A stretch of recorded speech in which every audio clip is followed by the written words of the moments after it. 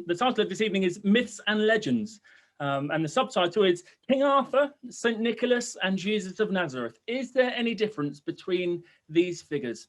Is there any historical evidence that suggests that Jesus Christ existed?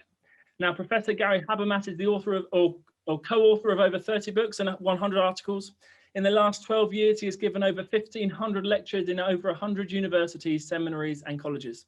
Dr. Habermas acts as a distinguished research professor and chair in the Department of Philosophy and Theology at Liberty University, where he's taught for the past 26 years. And he joins us this evening, as he says, from Virginia, USA. So over to Gary. Thank you very much. Well, it's hard to see what you can pack in 30 minutes, but let me do it this way. Let me begin with that intriguing topic, King Arthur. And, you know, I could list a lot of people that go in that category. And what do we know and not know about these people of the past? Well, you know, Arthur's an interesting comparison, because the books, the historical books on Arthur, King Arthur, are the early references are very, very few, very, very far between. The major ones are Middle Ages, medieval, and there's only a few references spread out over hundreds of years. And even the ones we have are late. Let me use another example. Alexander the Great. Let me use another secular one and one religious one. Alexander the Great had many major works written by him. We assume they're major. The problem is we don't have any of the early ones. Some of them were eyewitnesses. We don't have them. The earliest biography is almost 300 years after Alexander, and the major biographies of Alexander are by Arrian and Plutarch, writing 425 to 450 years later after Alexander. And they're the major ones. I'm not picking straw man or bad examples. They're the best ones. And when you think about it, we're 40 to 45% of the way toward a millennium after Alexander. I mean, that's a long time. We talk about Alexander like we're sure about everything. Oh yeah, he did this, he did that, he conquered the world, he moved from Macedon east, he went through Persia, went all the way over to India, got sick and died at a very young age. And we all know that story. All right, you say, well, okay, how are we doing on religious figures? Horribly. I mean, Alexander is generally a better example at plus 300 for the first one and 4 to 450 for the rest of them. He's a good example. I have a Buddhist scholar, actually British, but he's a Buddhist scholar, PhD, and he starts a book on the key Buddhist scriptures. And he starts his book like this. He says, I believe on the very first page, he says, for my Christian readers, we don't have what you have. You have the words of your Lord. We don't. You have the words of those who studied under your Lord. We don't. You have the words of the continuing traditions under those who studied under your Lord. We don't. Matter of fact, he said, we don't even know what Buddha taught. And then he said, in this book, where I'm trying to bring together the best sources, the major sources in this book are 600 to 800 years after Buddha died. One article in a historical journal on the birth of Buddha surveyed Japanese sources that couldn't agree on the birth of Buddha within 2,000 years. So some of the data are very, very iffy, and yet we say Buddha did this, Buddha did that, Buddha taught this. And here this major Buddhist scholar saying we don't know even what school of thought he belonged to. Now, I'm not trying to say that we know all there is about Christianity or everybody agrees on Jesus. I'm not saying that. But there's an amazing amount of agreement from very, very early dates about the key things in Jesus' life. All right, well, what do key things indicate? Well, I would think there are several epochs in Jesus' life, the historical Jesus, where we would do well to know that they're reported in multiple sources that are fairly early. John Dominic Crossan, the Irish scholar who's been in the States mostly the last few decades, but the Irish scholar says in his book Historical Jesus, he gives a list in the back of multiple references, whether they're historical or not. What about early references? And he lists pages and pages and pages of references relative to Jesus' life with single-spaced little footnotes about what we have on each of these. And in the earliest phase, with sources that report the key things of Jesus' life, he lists the crucifixion, the teaching that there was a resurrection, the teaching that the resurrected Jesus appeared. In other words, you have the event of the resurrection, which is not described in the New Testament, but just the fact of the New Testament records the fact of the resurrection. And then many references to appearances of Jesus. This is John Dominic Crossan. And we don't talk about this much, but he even says there's multiple references for the virginal conception of Jesus. Now, he doesn't believe in the miraculous things here, so I guess that makes him an even better witness in the sense that he doesn't have a religious axe to grind. But those are some early sources. Okay, now in our country, the best-known skeptic in North America, best-known New Testament skeptic, an atheist New Testament scholar, is Bart Ehrman. And Bart Ehrman, in a book called The Jesus Exist, where he argues against the Jesus mythers, which he says he gets a little bothered with the Jesus myth people. And he says, you folks who think Jesus doesn't live, you think Jesus never lived, how come you have almost no scholars among you, almost nobody with scholarly credentials in related fields, classics, ancient history, New Testament, theology, maybe some philosophers, who knows? There's virtually no one among you with doctorates and so on in those areas.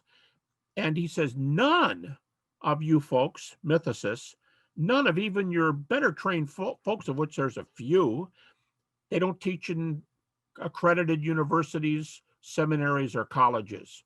So he says, you don't have a very good basis. He said, now let's talk about why your folks aren't in colleges and why people don't say Jesus is a myth. Now, again, he's an atheistic New Testament scholar, and he starts giving statistics. And here's one of my favorites. If we agree that in the New Testament, the key things regarding the gospel are the deity, death, resurrection of Jesus. And by resurrection, I'm speaking here of the appearances, because that's how we know there was a resurrection. Because if he died and he was seen afterwards, something's going on. So, deity, death, resurrection. Now, here's Bart Ehrman, atheist New Testament scholar, and he lists 15 independent sources for the crucifixion of Jesus within 100 years. Now, that's his timeline. He says, I'll take sources for the first 100 years. Now, a lot of people will take sources further than that, historical sources. They'll say, oh, let's go 150 years from Jesus. And that last 50 years, you pick up a slew. But Bart Ehrman says, let's just do 100 after the birth of Jesus, crucifixion of Jesus. And he says we have 15 independent sources. A number of them are non-Christian, and a number of them are not even in the New Testament. So, he's saying those of you who say you can't count New Testament sources, and he goes on to say that, well, that's a joke. You can count New Testament sources if they're accredited. But he says a number of these sources are not in the New Testament, and none of them are not Christian. He also says, although he rejects it, like Crossan, but Ehrman says that the earliest Christians coming out of the gate, we have this view that John, the Gospel of John, is the first time this high Christology is taught, and that's about plus 65 years after the crucifixion.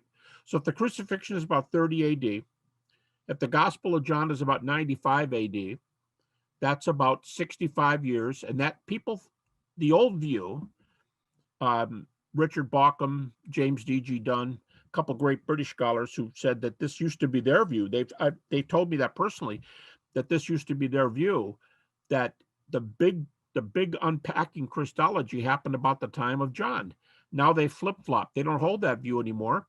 And they hold this view that Bart Ehrman, I'll use him to spell out here. He says the earliest Christians taught that Jesus was God. At least some early Christians taught that Jesus was God, and so much so, you say, what's the definition of God? I mean, come on, he's a man. What's the definition of being God? Well, Ehrman says the earliest Christians taught that he was uncreated and existed from eternity past. That's a pretty high view of deity. In fact, Richard Bauckham, and he's not the first one to say this, but Richard Bauckham cites a line that's popular with some Oxford folks. And the line is, the earliest Christology is the highest Christology. Think about that. Not the highest Christology is John's Christology, and by the way, it's a bunch of myth. I mean, compare that statement to the earliest Christology is the highest Christology. And you got to kind of be ready for this. Bart Ehrman says these early views on the deity of Christ are found within a year or two of the cross, within a year or two of crucifixion. This early thing is maybe the most radical step that's happened in the last decade or so. So do we know a lot about Jesus? Right. Not only do we have a lot of sources, say Ehrman's 15 on the crucifixion compared to no works on Alexander before about 300, Buddha's 600 to 800, and I could give other sources that are way, way longer than that with major religious and historical figures. But we have the teaching of. Now, a lot of these folks don't say that these events actually occurred.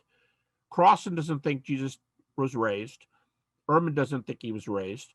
I mentioned the virginal conception. Crossan said it's attested early, but he doesn't think it actually happened. So these are two people, Crossan and Ehrman, who don't take the supernatural events, but believe they were reported very early. Okay, so there's an idea. There's a little introduction for us on Jesus compared to Arthur, briefly, Alexander, Buddha, and we could do other figures if somebody wants to pursue those later, like Zoroaster, Krishna, Hinduism. Other sources don't measure up very well. It's just not, they're kind of not in the ballpark. Now, I mean, not in the ballpark. Okay, let me give you an example of not in the ballpark. The earliest copy that I understand, I'm not a Hindu scholar, but I mean, I can read, and I understand the earliest source we have for Krishna, if he lived. And you say, well, yeah, if he lived. A lot of people say Jesus didn't live. No, I've got a source that says, can be wrong, but a Hindu source that says most Hindu scholars think Krishna never lived. Okay, be that as it may. If he did live in the century in which he's usually thought to live, the earliest copy of the Bhagavad Gita is 4,200 years later. 4,200 years later. All right, let's move to the data for the resurrection. I said a moment ago, and we already kind of got into it, I said the key here, the revolution, is how early this Christology is, how early the life of Jesus is. How about the appearances? Surely these folks don't agree that the appearances reported that early, do they? All right. James D.G. Dunn of Durham, unfortunately just passed away a very short time ago, but James D.G. Dunn is influential as any historical Jesus scholar today.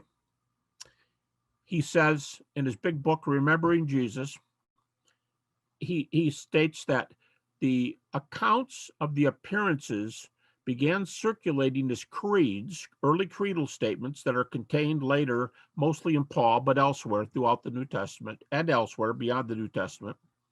He says that the creedal report of the resurrection probably circulated within months of the event. Months of the event. Larry Hurtado, almost as well known as Bauckham and Dunn. I think Larry just passed away too, just a while back before Dunn did. And I think he's in America, not sure, but for years he was the head of one of the religion departments at Edinburgh.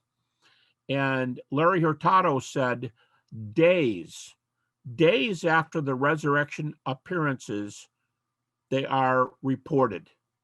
And Gerd Ludemann, the German, I've heard him called an atheist. I don't think I've seen him say that about himself, like Ehrman does, but I've seen him called an atheist New Testament German scholar, Bart Ehrman. I'm sorry, Gerd Ludemann.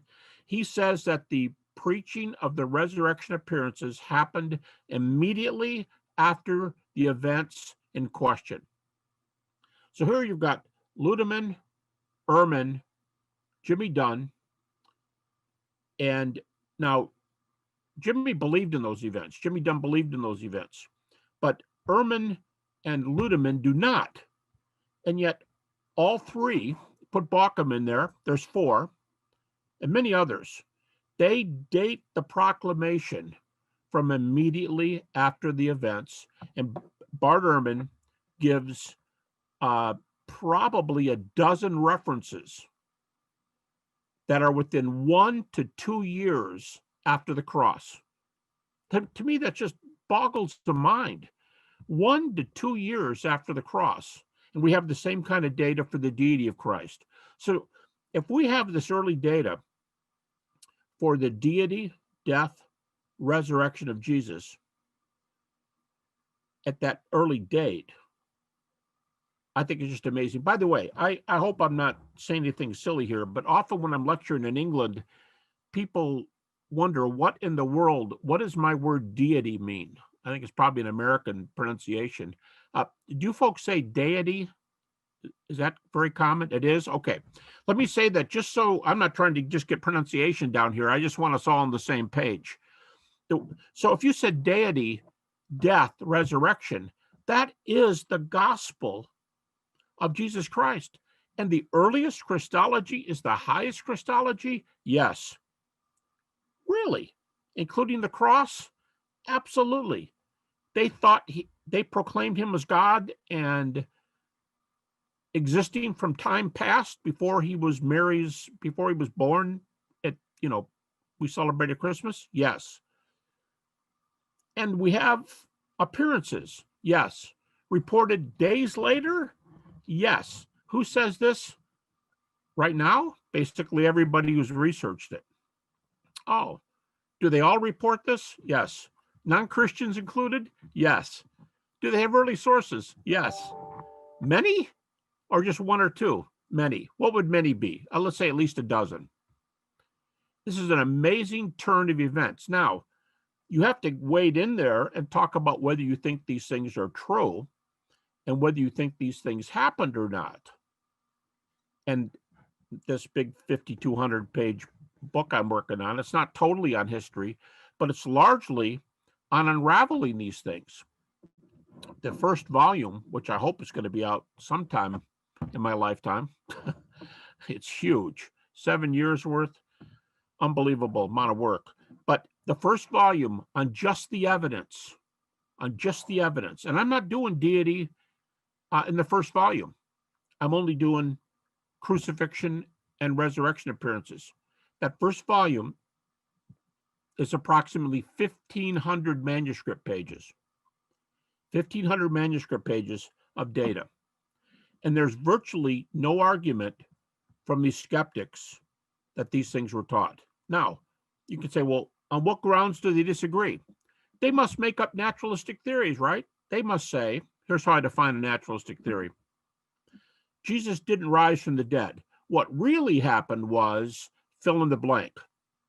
That's a naturalistic theory. You can fill it in with anything you want. Actually, almost no specialists go there anymore, whether they are believing or atheist New Testament scholars, Jewish New Testament scholars. There's a number of those, a number of Jewish, non-Christian Jewish New Testament scholars. They don't make up the theories. In fact, another, he's actually, until he passed away, he was Eastern European, but Geza Vermesh was at Oxford for many years, and he was professor of Jewish history at Oxford. And he wrote a little book on resurrection shortly before he passed away. And he calls himself an agnostic, and he doesn't really come down on anything, but he's got a brief chapter explaining that all these fill in the blanks are ridiculous. He says they're useless. Pinchas Lapid, he's a PhD, a German PhD New Testament Jewish New Testament scholar, and he says Jesus was raised from the dead. It's a very famous book, The Resurrection of Jesus, a Jewish Perspective, from the early 80s. And he says Jesus was raised from the dead. And then he goes on to say why he doesn't think he's the Messiah. But interestingly enough, he argues, if I understand his argument, he doesn't give a lot of details. He takes a popular Jewish view, which says that Jesus is the Gentile Messiah. Jesus is the Messiah for all non-Jews in the world. So, you look at that percentage-wise, that makes Jesus the Messiah for virtually everybody. And that's according to the Jewish New Testament scholar with the PhD New Testament from, I believe, Tübingen in Germany. So, things are not true. I want to make this clear. Things are not true because scholars say they are. It helps that many of these scholars are very far from believing these things, but it's just not that. Here's what you have to ask. What's the step before? Why do they concede this? The step before is the data that are on which these things are allowed. And some of you may know, to kind of get me to the end of the first half hour here, I use an argument that I call the minimal facts argument. And let me repeat this again. It's not my argument, but it's this kind of a move that brings all these skeptics. That's why they agree with this data. And and the reason these data lead to the beliefs I've been talking about is because you can take facts which the most skeptical scholars agree. In fact, I argue, I use 6 of them. I take a larger list of 12, cut them in half, because I don't need all of them. I have way more than I need. In fact, you can start with 20 and go down to 12 and go down to 6, and I use 6. And about 90% of scholars today will accept these 6. And these 6 are themselves evidenced if you counted every little point that backed these 6 up. There are over 100 separate data points backing up these 6. Plus, I'll throw a 7th one in there, the empty tomb, which isn't agreed to by, it's pretty highly agreed to, like about 70% of scholars today. But the other ones are in the 90s. And the empty tomb's not one of my 6. So taking those 6 plus the empty tomb, I have over 100 data points that back those up. So with 6 facts, let me just, we've been talking about them. Let me just go ahead and define them for you real quickly. The 6 I use. Jesus died by crucifixion. Shortly after, his followers had experiences that they believed were appearances of the risen Jesus. Thirdly, these experiences were reported very, very early. Again, Jimmy Dunn, Ludeman, Ehrman, within days, and at max a year to 2 years, Bart Ehrman. Reported immediately. So we have crucifixion, experiences of the risen Jesus, reported immediately. Fourth, their lives are transformed. Now, in today's world, people's lives are transformed for a lot of reasons, and people often die for those reasons. I have no doubt that we can find atheistic communists who died for communism. I don't doubt it. Most sources, most things that people are really committed to are either religious or political, or they're both. But they're keys. And people will die for things they think are keys and worth basing their lives on. But here's the difference with the disciples with that point of transformation. The difference is everybody else dies for what they think is true, a political view. Today, missionaries may die for the belief that Jesus died for our sins according to the scriptures. But they weren't there. They didn't see it. They're reporting other data. The difference with those who were willing to die in the first century is that they were witnesses. They died for what they would say they saw, which is much more solid than somebody today dying for what they saw 2,000 years ago. So only today do we have cases in religion of people being transformed by resurrection appearances immediately. And then the last two, we haven't mentioned these names yet, but they're very well known to you. James, the brother of Jesus, and Paul, the apostle, both become believers because they thought they saw the risen Jesus. Those six: crucifixion, appearances, immediate proclamation, transformation because of those experiences, and sometimes leading to death.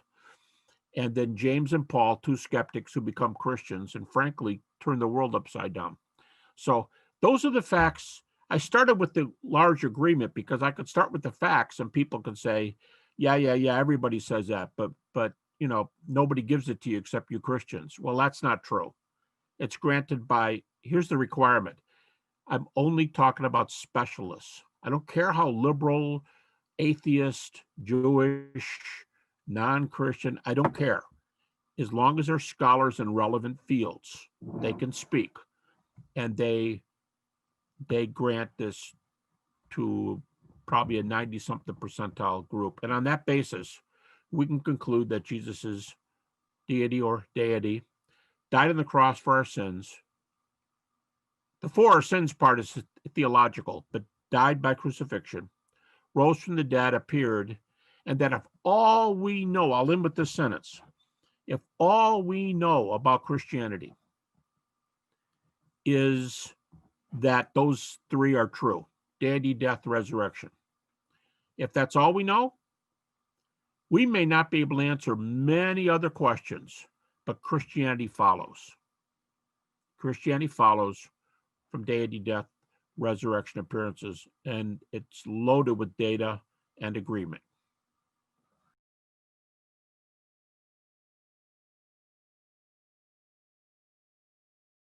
Let's go through some questions then. So the first question for you this evening, what date would you give for the gospel documents in their written form?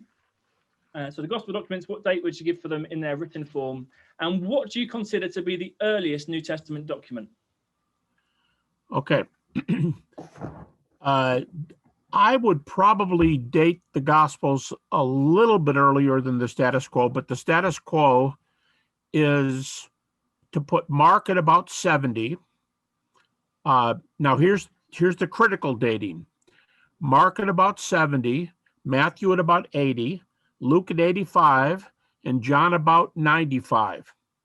The earliest New Testament document is probably 1 Thessalonians about 50 AD, or plus 20 after the cross. Okay, and so you said that's the critical dating. And you said that you wouldn't necessarily agree with that. Where would you place those documents? Well, okay, now there are some outliers among the critics. There are some, for example, James Crossley, and a couple people in Britain put Mark back at about 40, believe it or not. And both of the ones I have in mind, Morris Casey and James Crossley, are both agnostics, and they put it at 40. But that's and by the way, Casey puts Matthew at about 50. So, but that's really strange. I think most people. A friend of mine, Mike Licona, work with somebody just recently, and I think he said there are a few more people who put Mark at just slightly before 70 than those who put Mark after 70. Matthew and Luke about 80, 85, and about everybody puts John about 95. Yeah, And everybody, as far as I know, I mean, I think it's pretty general, of the First Thessalonians date about 50. wow. Yeah, interesting. Okay, so another question on the earliest reports. So the earliest reports, the question is the earliest reports within months of the resurrection, but which reports are they? And what are you referring to when you say the earliest reports within months of the resurrection? So, okay, so am I on the right track on your question if I say, okay, if the earliest book is First Thessalonians and 50, and that's plus 20, what sources am I referring to that go all the way back to the cross and just afterwards, right? Yeah. Okay. This is the most exciting single area of research in the last few decades. In the New Testament, there are a bunch of dozens of creedal texts. Now, when we say creed, we think of Nicaea, Constantinople, Chalcedon, and so on, and that's got nothing to do with what I'm talking about. Creeds are oral testimonies that were repeated in such a way as to be memorized. Okay, here's Bart Ehrman, again, the North American New Testament atheist. Ehrman says most of the creeds Paul cites, he says maybe all of them, maybe every one he cites, comes from Jerusalem. Many of them, if not most of them, are pre-Pauline conversion. Now, if you put the conversion of Paul at +2 or 3, which most scholars do, Paul's conversion is +2 or 3. These early creeds, for example, the best known one is 1 Corinthians chapter 15. I gave you what I was given. Paul says the same thing a few chapters earlier in 1 Corinthians 11. I gave you what I gave you what I received from the Lord about the Lord's Supper. Okay. Ehrman says all of them probably came from Jerusalem, were probably pre-Pauline conversion. So these data were out there before Paul's conversion. Paul probably knew it before his conversion, but didn't buy it. And then Ehrman also says Paul probably got some of these from the apostles themselves, especially when they went to Jerusalem at about +5. You can add that up and get the 5 years. I can do it if you want. But Paul goes to Jerusalem at about +5, i.e. 35 AD. And he spends 15 days with Peter and James. Later, he goes back, still before 1 Thessalonians, and Peter, James, and John are there. So the incredible thing here is that, as I called them, the big four are all together. By far, the most influential early Christians would be Peter and John, 2 of the 12, and Paul and James, the brother of Jesus. So that's 4 apostles, four persons called apostles. But the data, these reports on deity, death, resurrection, are in these creedal statements. And you think, well, great. Let's just say they're early, but it sounds like hearsay to me. That would be a prominent critique. Sounds like hearsay. And even Bart Ehrman says, how can they be hearsay? When Paul goes to Jerusalem at +5, spends 15 days with Peter and James, had to be discussing this stuff. When he goes back, he said they were specifically discussing it, the gospel. And he says, so it can't be hearsay if Paul got it from them, and they're the eyewitnesses, and they're openly reporting it then. You also have the Acts, a huge category. They're a type of creed, but they're a little different species. The Acts sermon summaries. They're in Acts chapters 1 through 5, 10, 13. Those are the main ones. Acts 1 through 5, 10, not the whole chapter, but in those chapters. Acts 1 through 5, 10, 13. The first ones up through 10 are Petrine. 13 is Pauline. Sometimes 17 is put in there. That's Pauline. That's when he goes to Areopagus. So these are oral creeds that probably came from the apostles in Jerusalem, were given to Paul. Paul probably knew them before he became a Christian. He becomes a Christian, and starting in 1 Thessalonians in 50 AD and throughout his epistles, he's unpacking these creeds. He's not the only one that does it. But anyway, those are the major sources that are between 30 and 35 AD. And critics, amazingly, they give credence to them, all because, like Ehrman says, all because Paul goes to Jerusalem and ascertains these things. Now, I'll take one step further. Let's see if we can outcritic the critics. What if they say, well, we don't know they actually had the creeds back 30 to 35, but they had the content because we have the report of their preaching. And I would say everybody thinks we have the creeds, but it's irrelevant. It's a moot point. We have the content of the deity or deity, death, resurrection of Jesus. You have that. And as I often like to say it, you're on the yellow brick road to the celestial city, the Emerald City of Oz, only the heavenly city. It's like Pilgrim's Progress, right? You're on the road going toward the city. You don't have to know that's the creeds. Everybody thinks it's that. But you don't have to, it doesn't have to be the creeds. It's the content in the creeds that we want. And that definitely goes back to the cross itself. That's the one I was citing when I said Dunn, Ludemann, Hurtado, Bauckham, Bart Ehrman, etc. All the big hitters. Yeah, absolutely. So there's been quite a few questions about this, these sort of early divine reports and that sort of thing. Do you know of any popular level works which talk about these in a bit more detail? I did it again, didn't I? Let's have a look. Can you hear me? I can hear you fine. Oh, brilliant. I put my volume up, but when I put my volume up, my picture left the screen. Oh, you're still with us. Don't worry. We can still see you. Yeah. All right, good enough. Let me just try this. How's that work? Okay. All right. Ben, your question was what? I'm sorry. Don't worry. Do you know of any popular level works which discuss early Christology or? Yeah, and I don't know how popular they are, but they're written popularly. Yeah. I'll tell you what. If you give me 5 seconds, I'll grab a few and hold them up for you because you'll probably be familiar with them. Sure.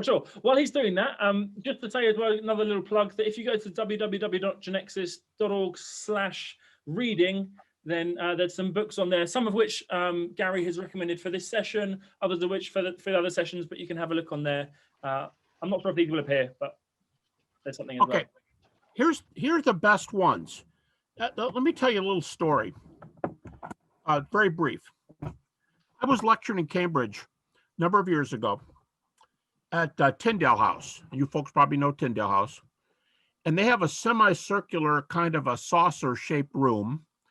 And they asked me to give a 2-hour lecture on Jesus, miracles, and the resurrection from Friedrich Schleiermacher to date. So that's 200 years. What do we know about history?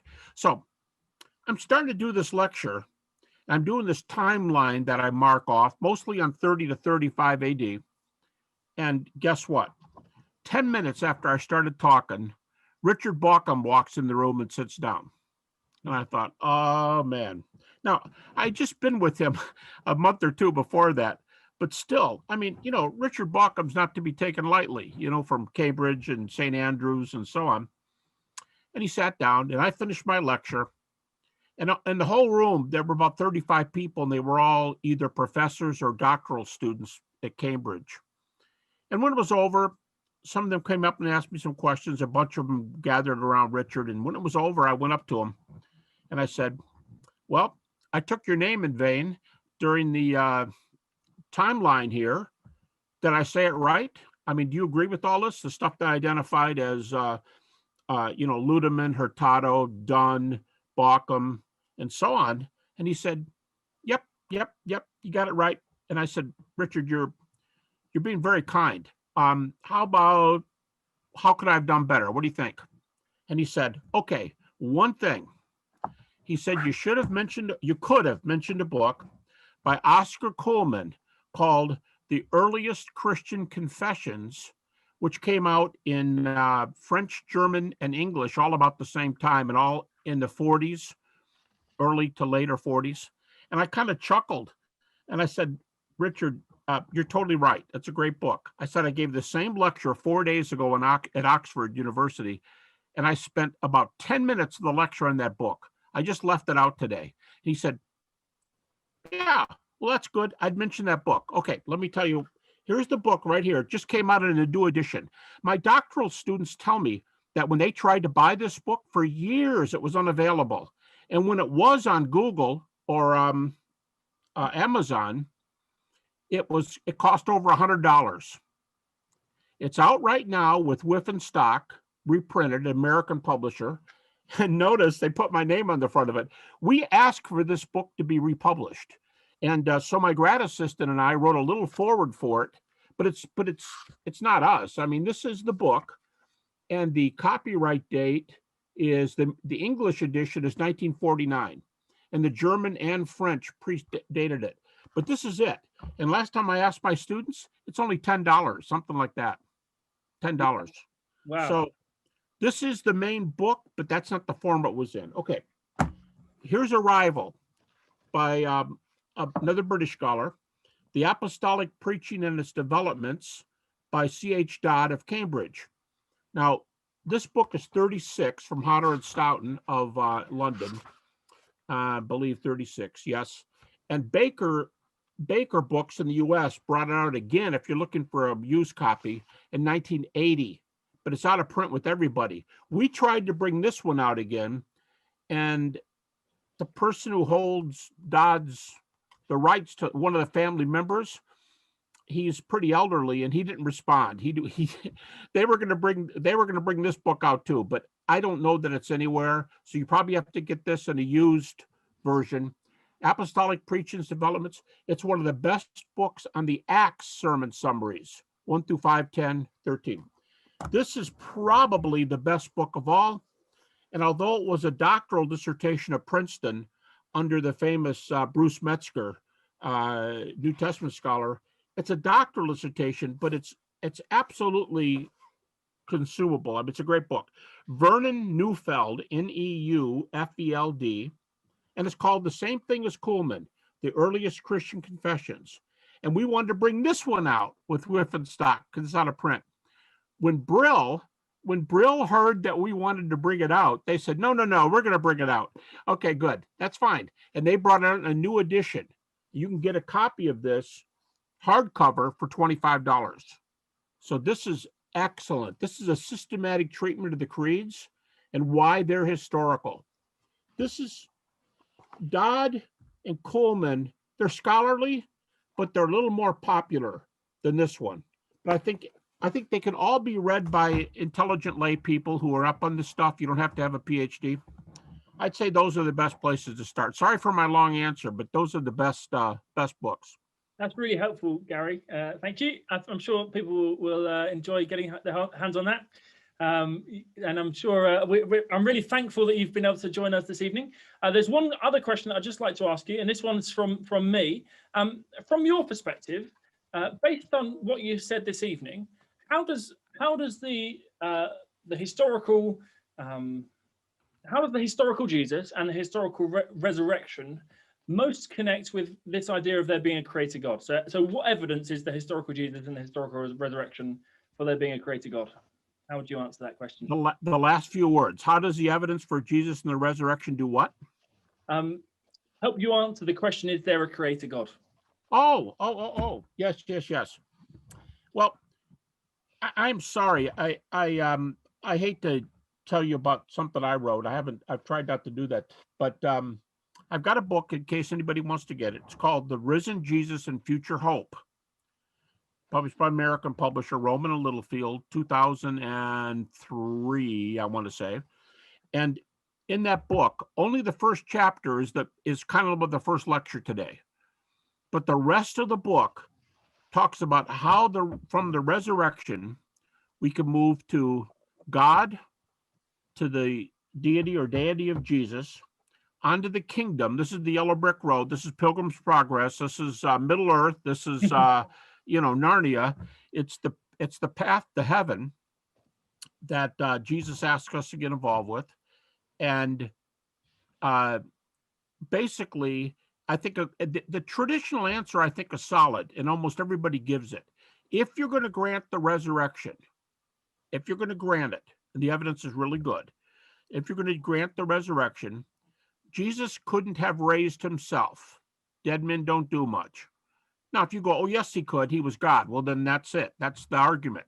But if you say, okay, dead men don't do much, he said his Father acted upon him. Why would his Father act upon him? There are no other resurrection claims in the world religions, no of the major founders. Nobody else was believed to have been raised from the dead. So if God got involved, if he didn't raise Jesus, then you got a problem coming up with telling us why he didn't raise him, why the evidence isn't where it is. But if he did, it does seem that there can only be one reason. And Jesus said over and over again, my miracles are a sign. Signs point beyond yourselves to somebody and or something else. And the chief teaching of Jesus, even Rudolf Bultmann, the famous German skeptic, said years ago, the center of Jesus' message is the kingdom of God and how to get there. It's the path to the celestial city and what you have to do to stay on the path, to say it metaphorically. And if Jesus was raised from the dead, he couldn't do it. God did it. He's the only one in history of all the teachers. If he confirmed Jesus' message, that is the message. Whenever the New Testament defines the gospel, it's almost always deity, death, resurrection. You've got it. You talk about the kingdom. That's it. But it can be worked out technically. Richard Swinburne has done it. Tom Wright has done it. Mike Lacone has done it. I've done it. Bill Craig's done it. Jimmy Dunn is. All these guys have done this. So I think easily that's the main argument. Thank you so much, Professor. It's been a delight to have you here at Genexus on the course, and that takes us to the end of the Genexus course 2020. It's been quite a journey. If you're able to give us some feedback on the Genexus course, we'd really value that. And as I say, you can also get yourself a free book by doing that. Also, the book that Gary just mentioned is part of our reading list. And if you open up your chat, you can see that I've put a link there to our reading list, and feel free to go and have a look on that. But all's left is for me to say thank you so much for joining the Genexus course. I really look forward to hopefully meeting again, hopefully in person one day, and have a great evening.